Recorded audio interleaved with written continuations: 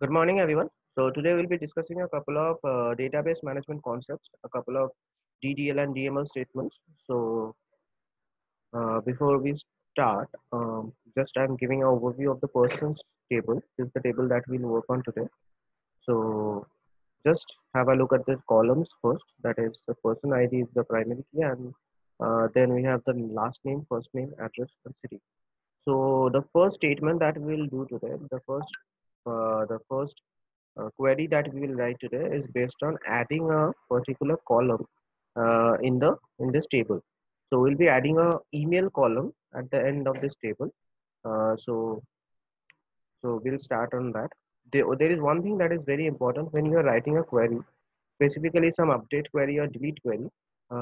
Be uh, I mean be very cautious that this table is closed. So this if I write a query now, it will show some errors because the table is already open. So we need to just right click and close. Okay. So now we'll start. So we'll go to the create, go to query design, click on person table, add. Now we'll close it. Now we'll go to view, SQL view. Okay. So I'll just delete it. So first we will add a column to this query. So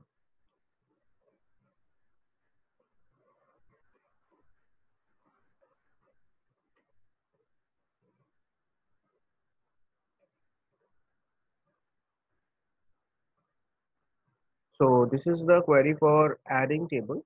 I mean adding a query, adding a column. So the basic code is alter table, name of the table that we want to add. I mean make changes to.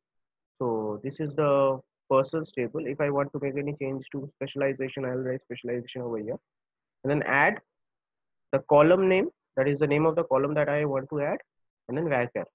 So varchar is basically this email will be a table, I mean a character type data.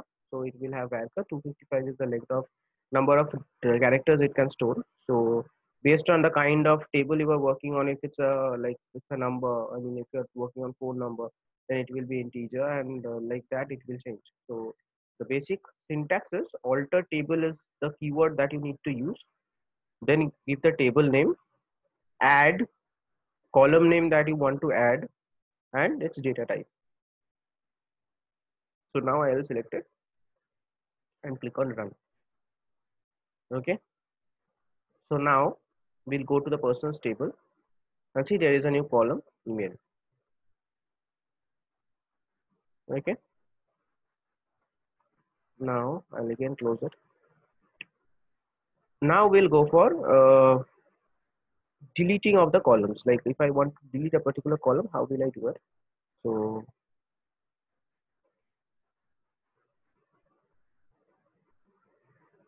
over here there is a small change that we need to do.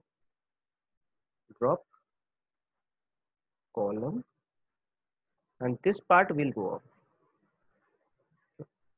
because this column is already there, so this definition is not required. So alter table, all this part will be all the same as the previous one. Just instead of add, we'll just write drop column and column. Okay. Just a minute.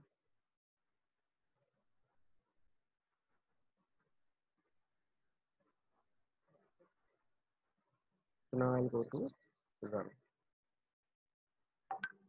Okay. See, the column email has been deleted. So now moving on to our next work, that is first we need to again add the column. I mean add the column email out here.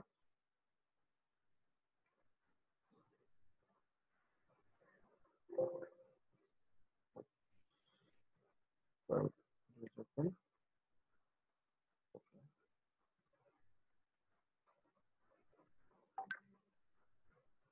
now if I just check, the column has been added. So now I will be adding value to the email cells. Okay, so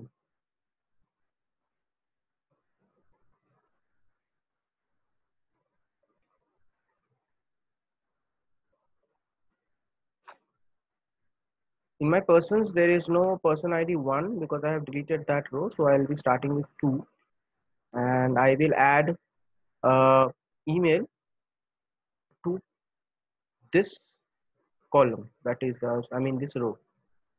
Okay, so I'll add a email over here, and his person ID is 2. So I'll be adding demo@imcal.com as the email ID for the person ID 2. It's always a good practice to use unique values. That is, uh, like over here, person ID is unique, so it's a very good practice to use this. Like, however, we can use any other thing. We can use address, we can use city, whatever. But if I use these columns, then there can be a duplication, and other columns can get affected. So it's always a good practice to use the primary key for, the primary key or the IDs for uh, updating values, because that is unique and other columns are not getting affected. Because there can be the situation can be like this, that you want to update for Abhishek Roy and there are other Abhisheks in this table. If I use first name as Abhishek, so then other columns will also get affected. So this is something that we should not do. And so I'm using person ID over here, and now I'll run this.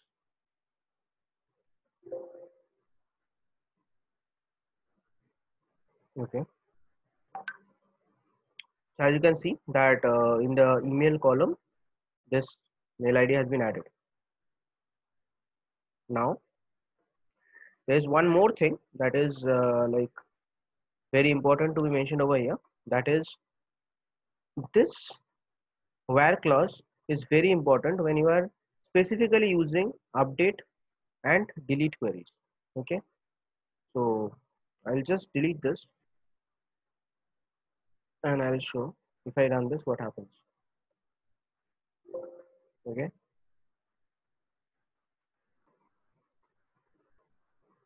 the entire cell got updated.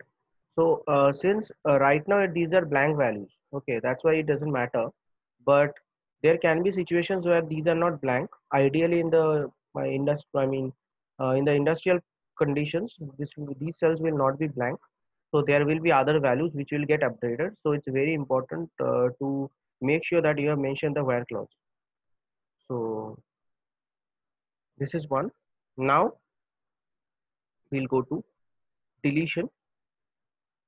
So when we want to delete particular cell, that is, we want to delete like the value of a particular cell, then we use set email equals to null to get the value deleted. Okay, there is another statement called delete. We will get into that in next query. So I'll run it. Yes, now I'll go to persons. Let's see, it got deleted. Okay, now again if I miss the where clause,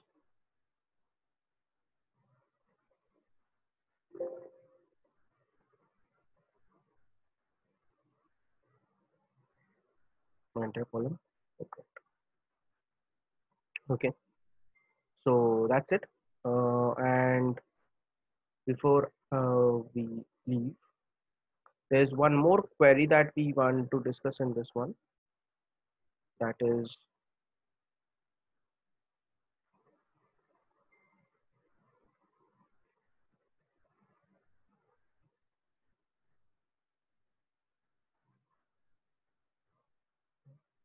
delete from. So delete from will delete a particular row. When you want to delete the entire row, we can use this statement. So it's not like the value of a particular cell will get deleted, but the entire call row will get dropped. So right now we have uh, 2 4 5 6 7 8. So if I just select,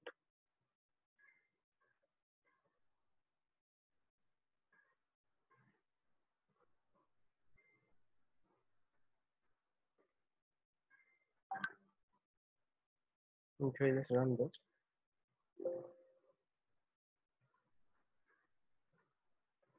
So see the column 8 has got deleted.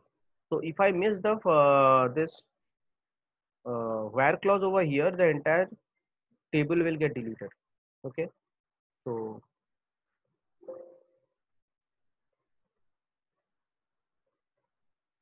that's all for today's class. In the next class, we'll be covering joins. So that's it. Thank you.